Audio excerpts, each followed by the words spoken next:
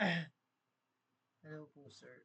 Pre-present ko po yung step-by-step na midterm laboratory activity 1. So, simulan ko na po, sir.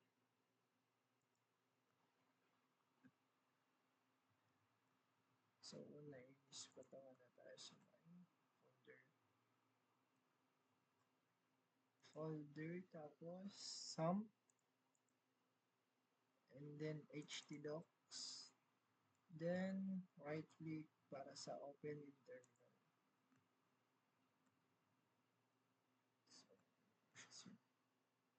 So, gagawa po tayo ng folder para sa lab and yung mga naman pa niya.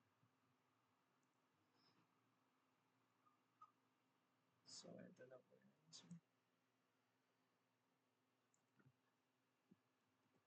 create tayo ng project.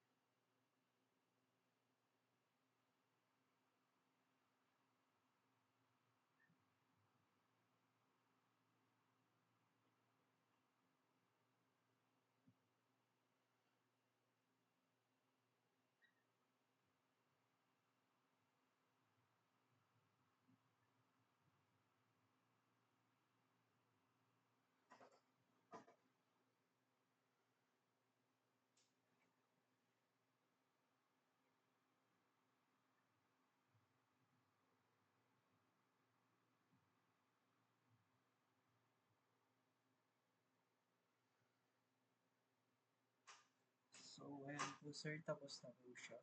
Then, paprang po natin kung nagawa po ba natin yung folder or project.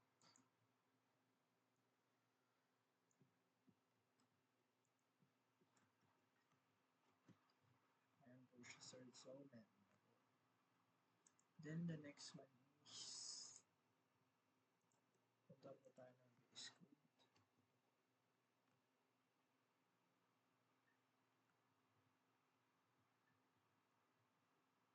Then mula po dito sa VS Code, open po natin yung ginawa natin project.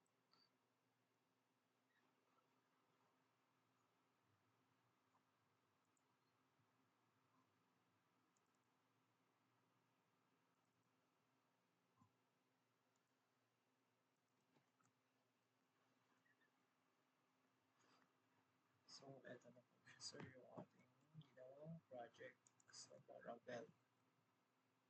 Then, let's go to the ENV.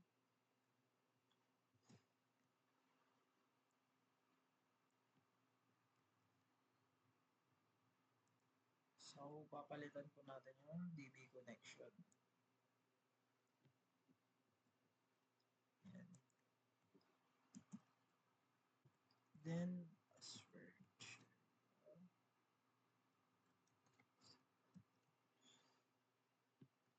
And control S.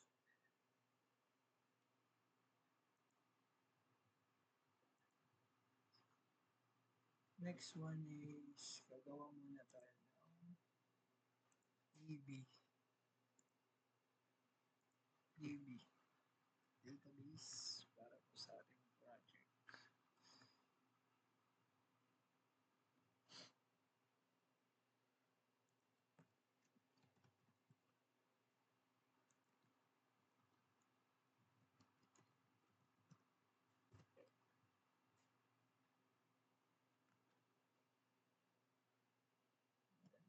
So,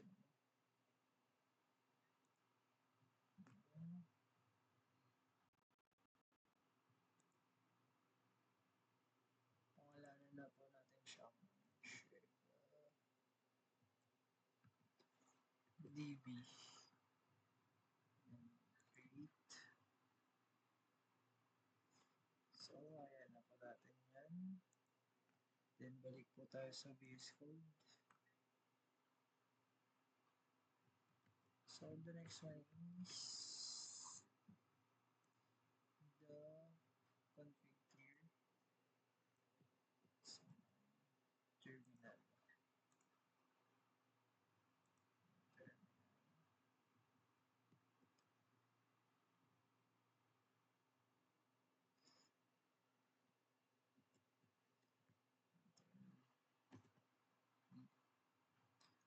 Then, na-clear na po natin yung copy. Next one is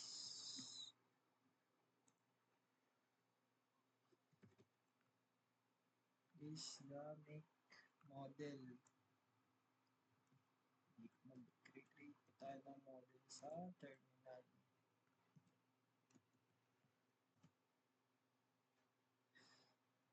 So, ayan. Gawa na po natin yung model Sugar Register.php.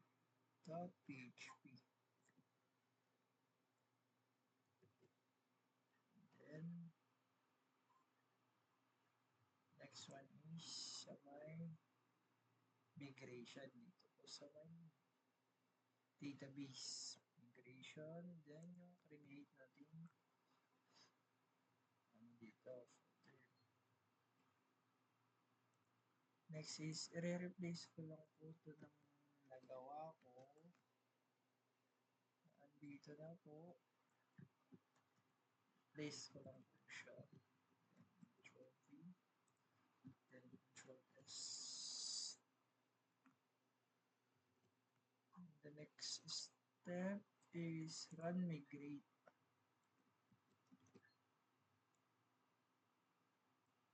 Natin yung create migration. So, ito po siya, sir. So, dito sa baba, no? So, ayan, tapos na po siya, sir. Next one is pupunta po tayo sa models. So, my models. Dito sa nagawa na to.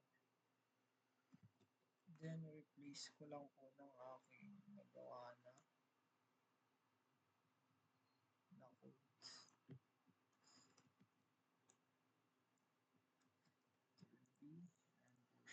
Control S. Then the next one is magkikreate na po tayo ng controller.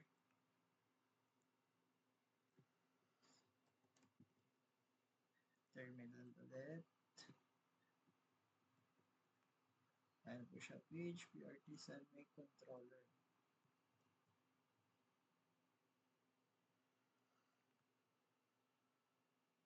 So, ayan po, created successfully. Then, the next one is, lalagyan na po natin siya ng code. Code, sir.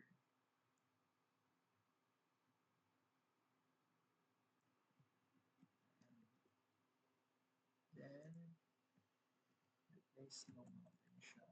Control S.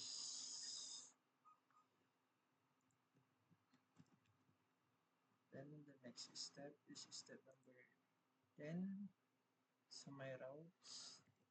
So, punta po tayo sa my routes. Then, web.php. Lalagay po natin to sa kadugtong para pumalis yung controller.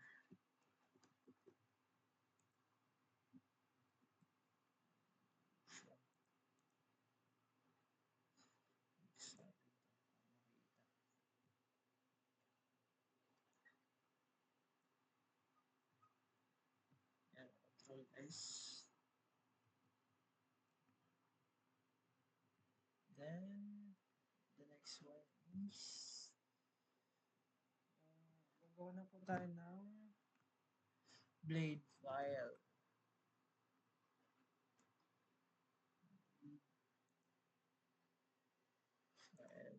sources, views, then dito po gagawa tayo ng new file. So, copy ko na lang po yung itong file name, new file, then so, nandito na po tayo, sir, sa my blade file. Then, dito po sa my blade file, ilalagay ko po yung format ng register, or let me say, yung codes po ng register form. Dito ko po siya ilalagay.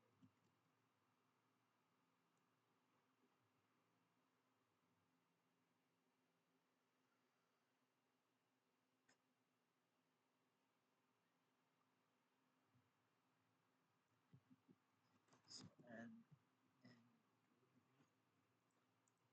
ayan po, nilagay ko na po yung code with CSS na rin po. Internal CSS po. Tapos, then, so, iraran na po natin siya kung gumagana mga ba talaga.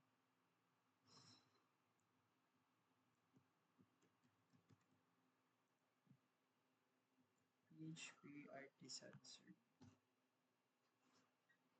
So, ayan. Ito na po yung niya. Then, papakita ko nga po pala bago po yan. Papakita ko po na yung ginawa natin kanina table and structures. Ito po siya yung Shega DB. And ito yung register. So, wala pa po yung naman. Ito po siya. Wala pa pong naman, kaya lalagyan po natin siya mamaya. Ganun muna natin ito. So, then, ito lang.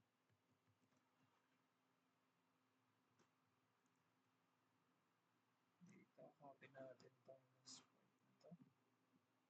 Control-C. Sa Laravel. Then, press enter. So, makikita po natin dito yung ginawa kong form. Ayan na po siya, sir. So, try po natin siya kung papasok po talaga sa my database. So, gawa na tayo dito dito. Ayan. Password 356. So, register. So, ayan po, registration successful. Makikita po natin dito. Then, let's go to the logs. Tignan natin kung pumasok nga ba talaga. So, ayan po, sir, pumasok nga. So, sa ID1, name is, tama po yung pagkalagay, email, then the password, created at, then updated at. So, ito po yung midterm laboratory activity 1 ko, sir. Ayan po, para makita nyo po, sir. Then, the codes. So, may ginawa. Then yan, sir. So, yun lang po, sir. Thank you.